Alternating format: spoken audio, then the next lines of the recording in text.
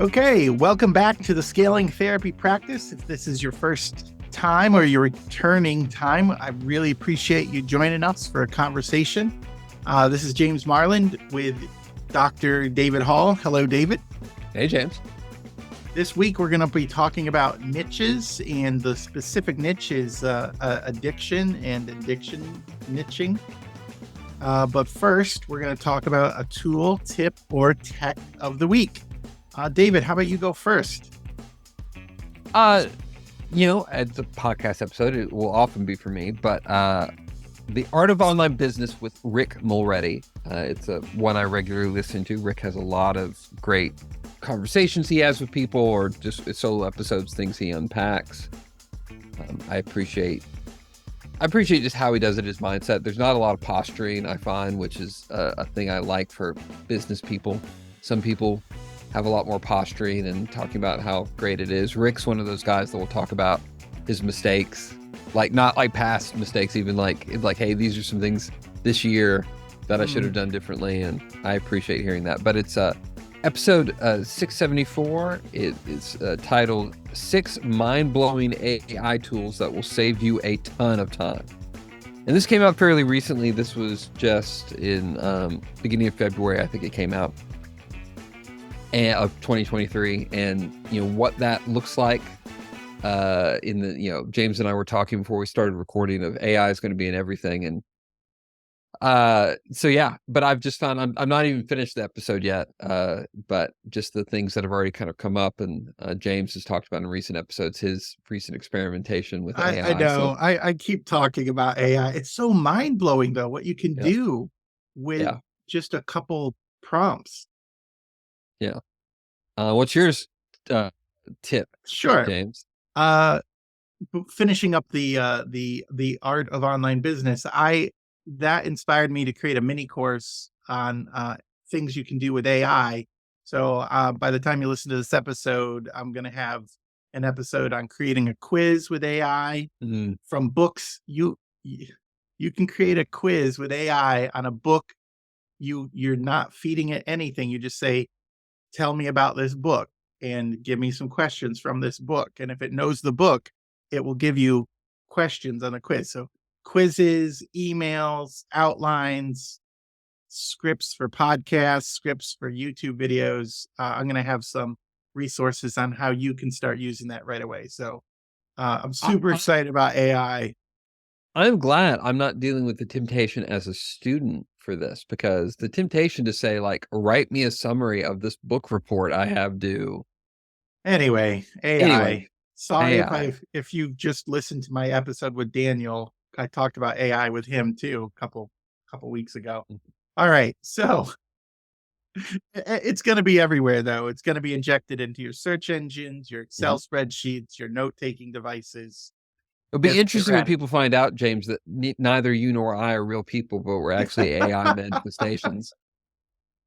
We'll leave it for people to figure that out, which is the real James, So, all right. So my tip is just something I've been struggling with, because I'm trying to release some courses, and I was developing this new mini course, and my goal was to have it released on Monday, and it's not released now. And so I've been struggling with feelings about guilt, guilty feelings, where if I'm working, or if I work late into the night and maybe I push back dinner, or I don't go downstairs to spend some time with the family, like I feel guilty about that. And then when I'm with the family, I take some time out to watch TV.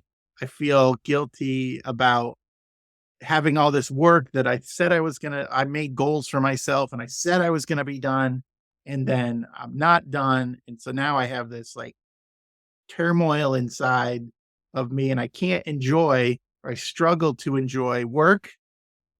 And I struggle to enjoy some, family time. And I guess my tip about that and is just finding realistic balance for work, having realistic thoughts about work-life balance, and capturing my negative thoughts and really reframing it and turning it into, you do deserve to have a good family life. You do deserve to take time off. It's okay to say no. It's okay to, and it's also okay to have some extra focused work time. Like I don't have to have these guilty feelings back and forth, but I've just been working on reframing my thoughts around work this week, especially with Mm, deadlines. Like on normal weeks, I don't think it would be this bad, but when I impose deadlines and have goals and then I see like I missed this goal and then I readjust and I miss this goal, it mhm, makes some of those thoughts come up more and more. mm. Yeah. Well, we were going to talk about some niches today. There are different niches in this idea of like niches of population, niches of method. Like, so population niche would be I work with children, or I work with veterans, or I work with, that's the population. They're niches of procedure, I would say, or the method, which is I do emotion focused therapy, or I'm a hypnotherapist, or I'm EMDR trained. That's a method, and that the method becomes the niche. And then there's the niche of problem. So it's alliteration, because we like alliteration. I And love alliteration. Yes. I did a webinar on this once, but the idea of like, okay, it's the niche is the problem. So it's either the population, the procedure, or the problem. So the problem would be I work with uh, people struggling with panic disorder, or I work with depression, or I work with, and sometimes they can overlap. Sometimes, in some ways, the population and the problem or the procedure, like sometimes overlaps, and sometimes it could be all of them. And this is what we're going to talk about today is one that's overlapped, which is addiction work. That is both a population, but it is also those who struggle with addiction have certain demographic aspects to them that become pretty widely talked about in the industry in general. And then there's different procedures that are common with it. And so anyway, but So yeah, so James, just to you had get some, just yeah. well, just to get started to set up the topic, briefly, why would somebody want to have a niche? And then secondly, why would somebody want to niche into addiction? You want to have a niche because uh, in building and growing and scaling a practice, niches help. There's the expression, the riches are in niches, and it is true. It's really hard to develop a reputation in your work as a generalist. It's I mean, I don't want to say that in absolutes. Like if you're in a small community and your specialization could be like I'm the therapist in town, or I'm the Yeah. but if you're dealing with meaningful competition, then it's thinking through, or just other options that people have when they seek out therapy. It's figuring out like who am I offering to? Like who's this for? hmm which is one of the big questions people come to when they come to your website or they read Yeah, your marketing. Is this Can this person help me? Is this person for me? And they're going yeah, to be looking for their yeah, their population problem or procedure. yeah. They're going to be answering. They're going to be looking to answer those questions. Yeah. And so it's good to have it. And a niche isn't singular. I have a few niches I work in, and I take breaks from certain ones. There's certain ones that I've had niched work in that I'll take sometimes not. Like at some points in my career, I worked a lot with adolescents, Mm, and I still do a little work. I think I've got one teenager that I actively see right now, but I've really scaled that back. And some of it is I'm in a different phase of career in life. I'm seeing different sorts of, I have different niches now than I did 10 years ago.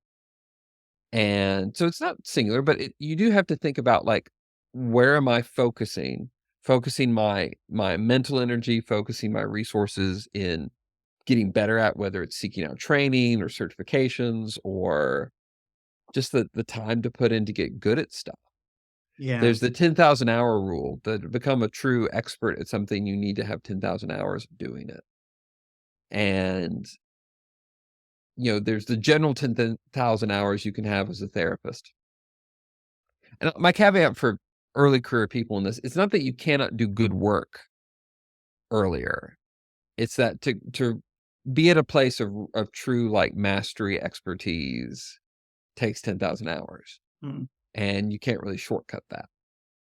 But you want to do it because it's a great niche, or you want to do it because a niche is a great niche. You want to do it because it's a great way to define your practice and define your services in ways that connects you most ideally with your ideal client. Yeah, how I kind of look at it like this is if you're serving everyone, you're serving no one. Mhm. You can't serve everyone. And you really want to work with the clients that you can help, and that you like working with and that you're good at it. And so who are those type of people when you look at like the problem in the niches? So you have a population and then you might have a problem that you're really good at solving or just your experience, your education, the things you've learned over time. And so then instead of and I guess I'm thinking about it like a marketer. You wanna invite those people, how do I communicate to those people that I am the right person for them? And so you start identifying with that, and that's, like you segment into your niche. So I like to think about selling and marketing as sort of inviting people. I'm inviting the best people on this journey where I know I can take them and get them results.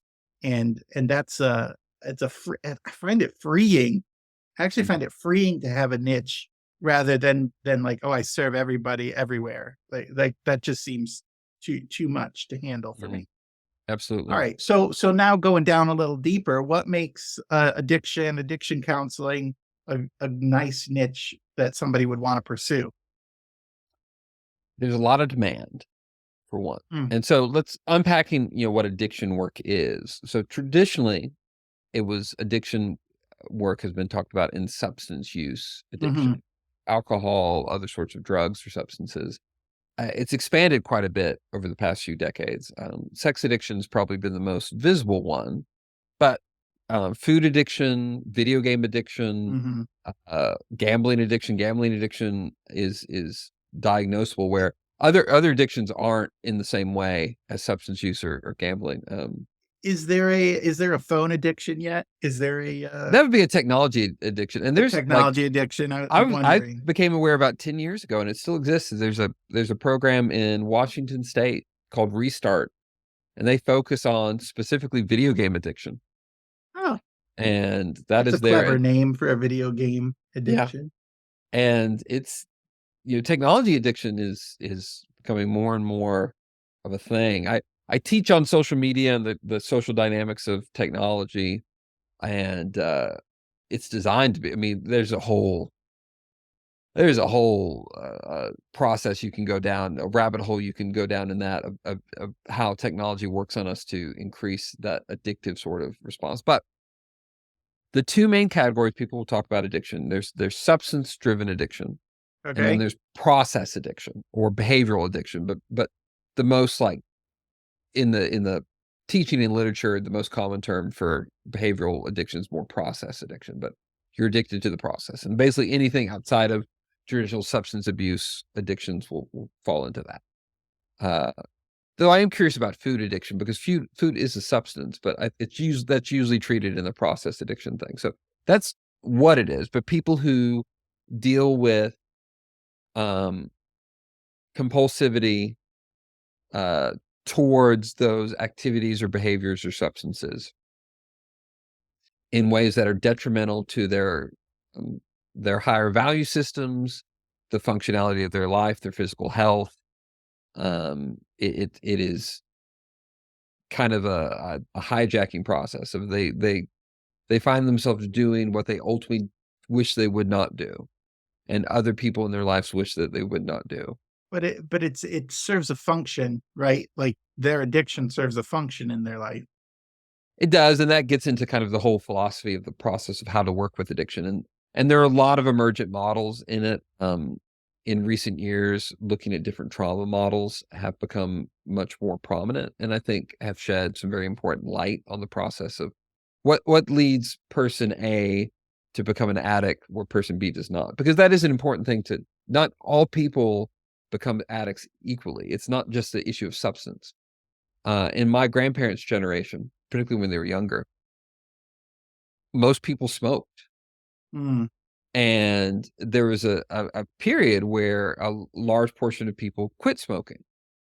of where there was a lot more kind of public awareness being put into the energy of the negative effects of smoking. A lot more, it became a lot less socially acceptable. And so, like I think of my grandmother. She smoked for a time in her adulthood, but she quit before I was even born. And most of her friends had smoked, and most of them had quit. But there are people that don't, and you'll meet people that, try to quit over and over, and a lot of people who drink alcohol drink in moderation, and there's some people that can't, or they reach a certain point that can't. I have a good friend who started dealing with alcohol dependency late in life. He didn't have a really dysfunctional relationship with alcohol until he reached his 50s, and the way he describes it was, he goes, "I feel somebody opened up the valve and broke off the handle."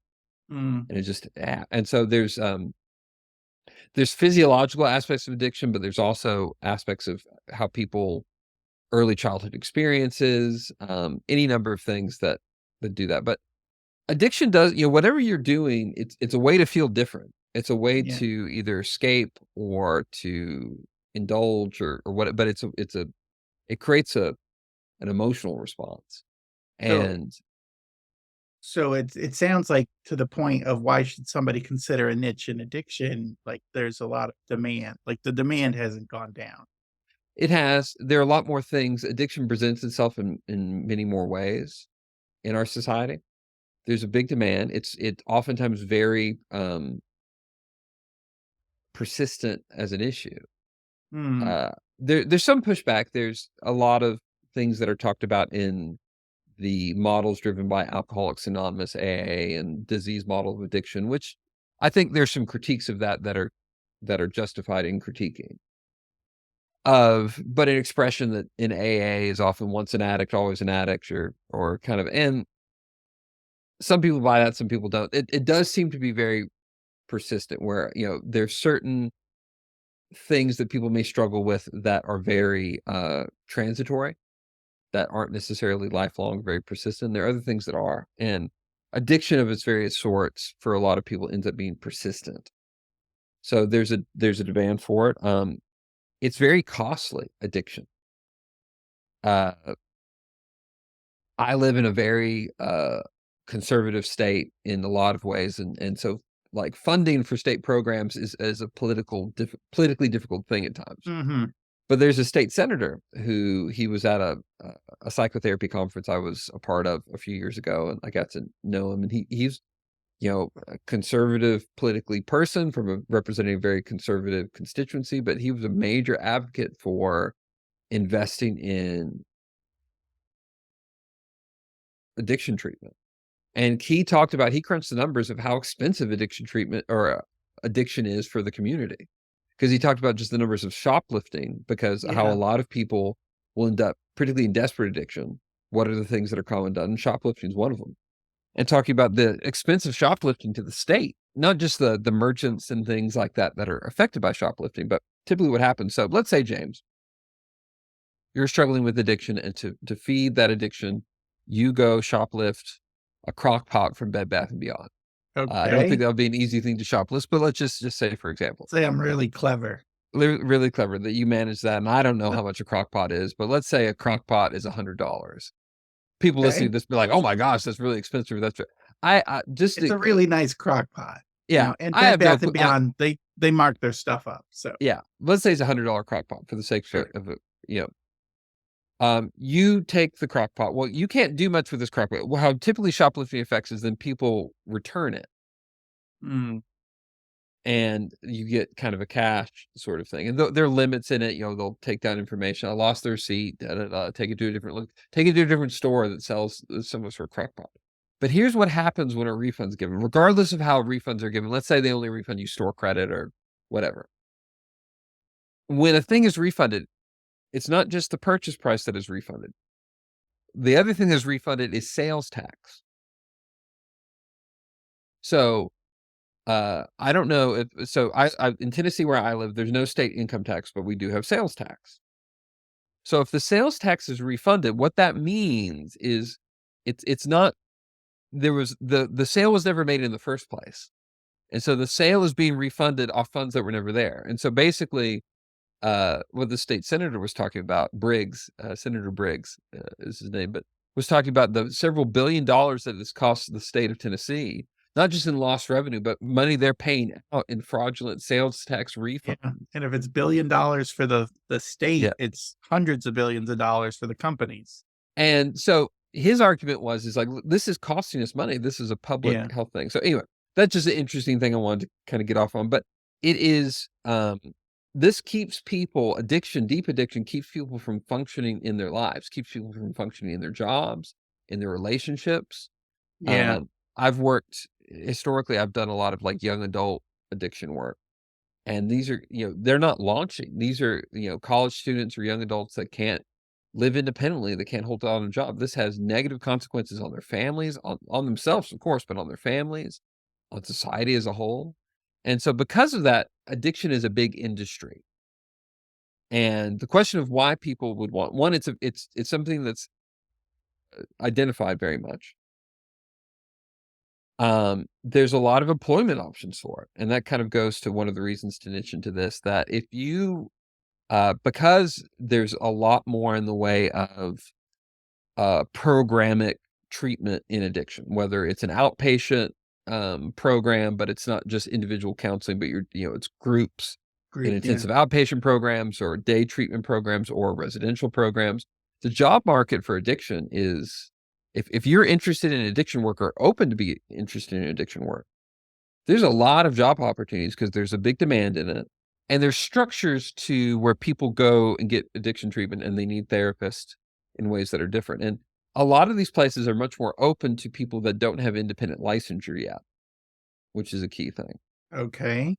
Because, not to get too lost in the weeds, but if I start an addiction treatment facility, I have to get that facility licensed.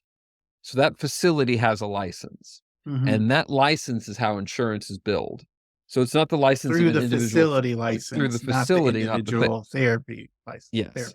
Okay. And so that allows for employment for people who are qualified by education, but don't necessarily have an independent license yet, that they can provide services that the facility can bill on.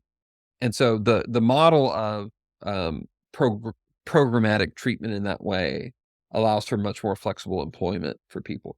Versus if you're an outpatient office, that the billing's happening by provider. And if you're not independently licensed, you may not be able to bill in the same way, or there may be preclusions in your state of how you can work and be employed. So that kind of segues to a little bit, like, do you need special degrees to become an addictions counselor? That is a great question. No, there aren't degrees in it, and there aren't licensing and certification in it. Most states have some level of certification or licensure for drug and alcohol providers, but it's usually a less, I don't want to say less in that, like it's not worth as much, but it is, it takes less educationally to get there. It's less of a clearance bar. So in Tennessee, where I am, they have what we call a LADAC, which is a licensed alcohol and drug addiction counselor. But that does not require a master's degree to get it. It was something that was designed for people that had worked in the field and had gotten a lot of experience. But I don't even think you need a bachelor's degree to earn a LADAC. Okay. Now, it limits your scope of practice in counseling. But if you have a degree in mental health counseling or marriage and family therapy or clinical social work, that's usually above and beyond the minimum for a lot of these places. Now, oftentimes they'll want you to know about addiction. And most degrees have a certain amount of addiction coursework. But sure, you can be employable in a lot of places. They may want to train you once you're there, but if you have a master's degree in a mental health discipline, but there are specific degrees in it. There are a handful of states, like North Carolina has a master's level license for addiction counselors, but that's more of the exception than the rule. But where this happens more is different certifications and programs that people go through. So there are different educational programs, and different schools will run different things, or different organizations will. When I got into addiction work, began looking at it more, which was a few years into my career, I ended up doing a low residency certificate program at the University of Wisconsin-Madison. It was a certificate program in substance use disorders. And that involved me traveling to Madison, Wisconsin for a few weekend intensives for coursework. And there was uh, um, some papers that were done in additional reading, and I ended up completing the certificate program. And that was just a way I did that for my own education to learn more about addiction. But the most common thing for master's level or higher therapists, if you really want to like get a credential, there's what's called a MAC, a Master's of Addiction Counseling. And it's not a separate master's degree. There are two MACs, actually. There's one run by the National Board for Certified Counselors, NBCC, and there's another one run by NADAC, which is one of the larger addiction counseling organization. NADAC used to stand for the National Association for Alcohol and Drug Addiction Counselors, but now they're like KFC. Their name is actually NADAC, the Addiction Association, because they do more than just alcohol and drugs in their addiction counseling. But both of those programs run comparable certification programs, which involves a certain amount of post-master's experience in addiction-specific things and passing a national exam. But then this gives you this extra credential. But you don't have to work. You don't have to have these credentials to do addiction work. It is, in most states, you're licensed as a clinician.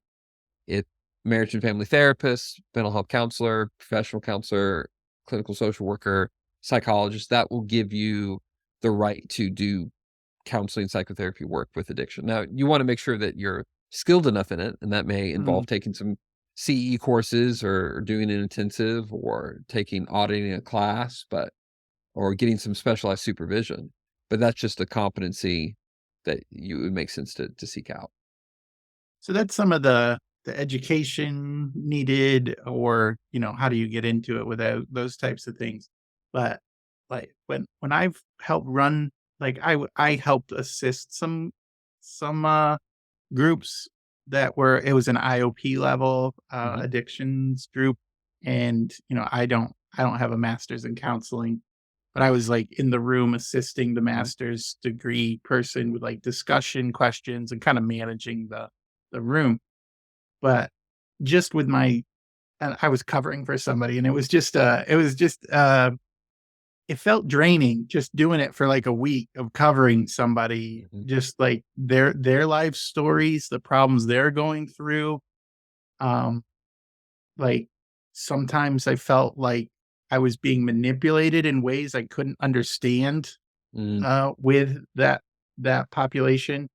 And it made me really respect the people who go into it. So what are some of the characteristics of somebody, or the personality traits of somebody who would make a great addictions counselor? Good boundaries and I'll start with kind of something else. This is a common trend for people that do addiction work. Not universally, but a lot of people who do addiction work are in their own recovery. And part of it is that they successfully navigated their recovery journey, and they have a sense of gratitude in that, and the sense of the transformation they've experienced, and they oftentimes want to stay involved, and that often leads them into the work. And a common thing that is said is making sure you're working your own recovery well.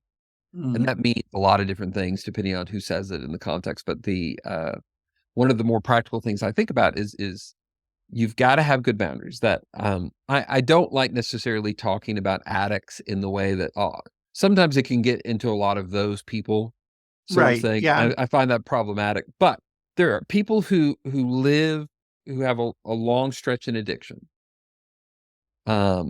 There's lots of things that they may have experienced developmentally. There are a lot of things they may have experienced in their family of origin, or what their childhood experiences were like. You talk about the manipulation. That becomes, oftentimes these represent people that they had to become good manipulators when they were very young in order to survive. And in their addiction, and sometimes to maintain their addiction, manipulation became a skill set. And we typically, the blades that get sharpened consistently end up staying the sharpest, Mm. and it's easy to kind of go to. If you're a naturally charming person, or you've developed a lot of charm, it's hard not to reach for that tool when you're trying to get something, or when you're trying to navigate a social situation. I just remember, we watched a video or something, some sort of training video in the class, and they were talking of it was this parent's experience of having to say no to their daughter about money or something over and over again because they kept, um, lying.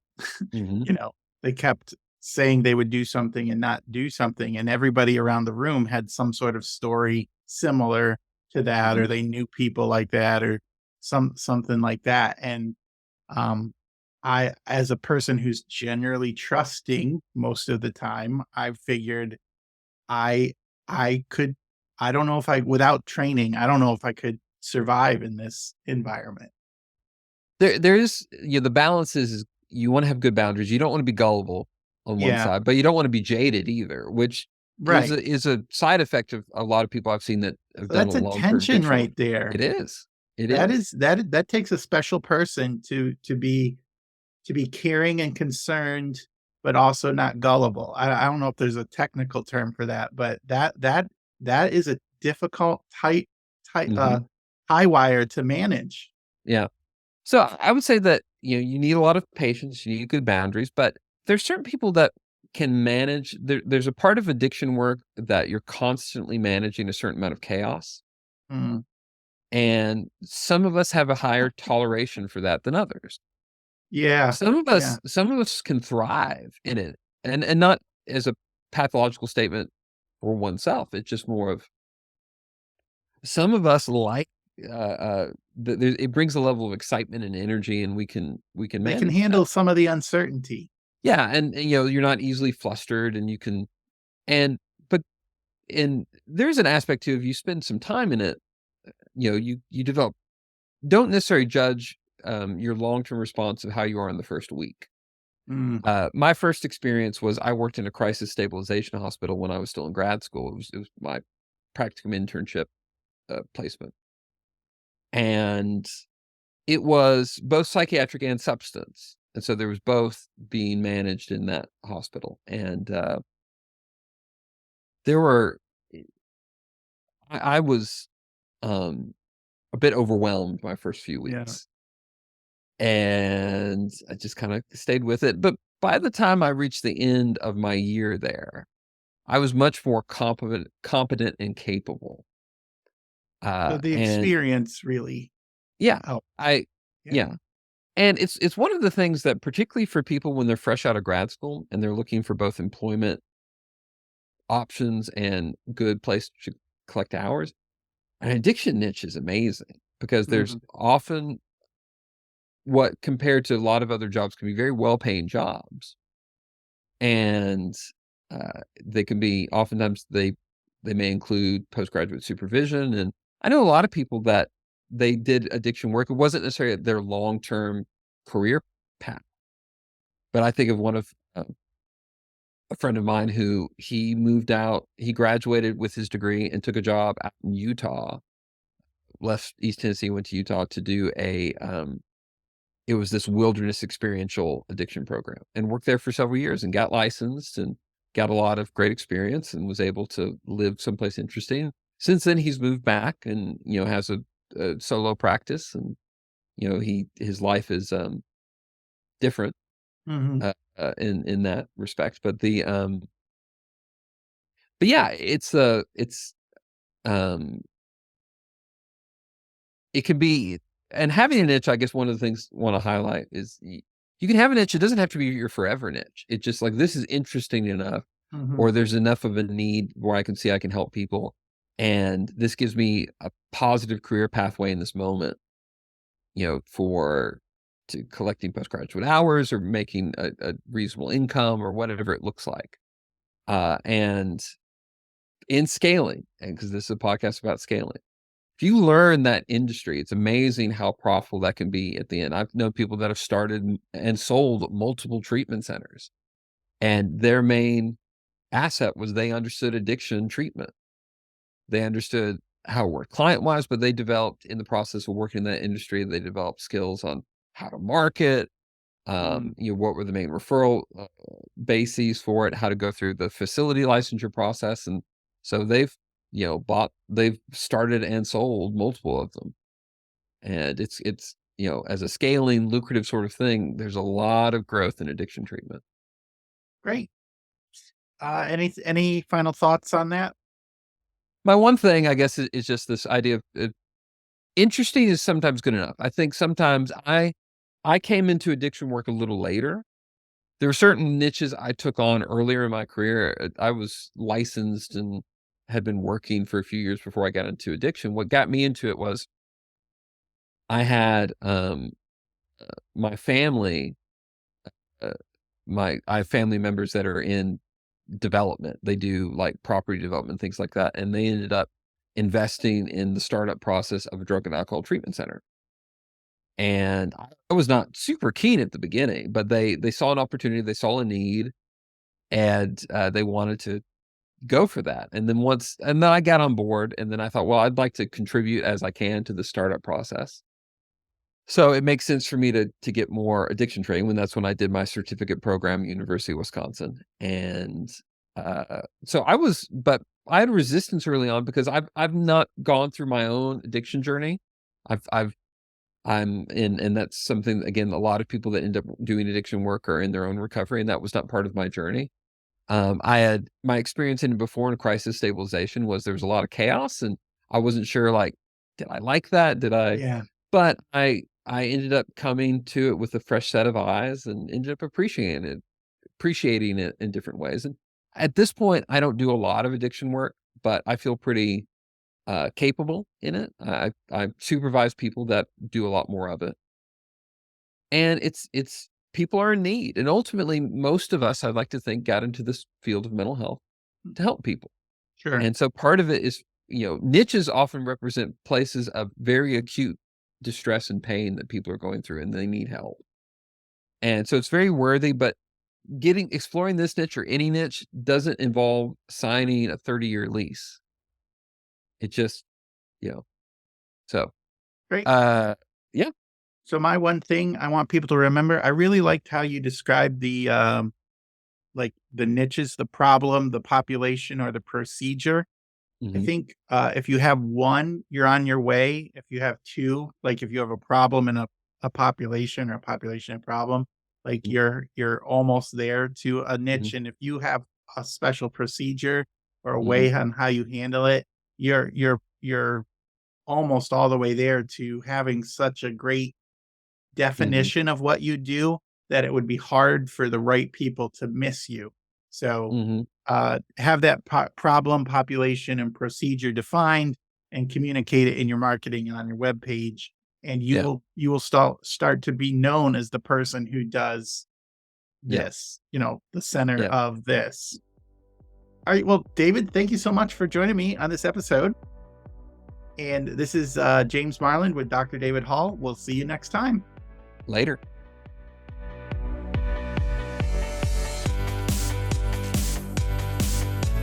Psych Maven is proud to support the Scaling Therapy Practice podcast.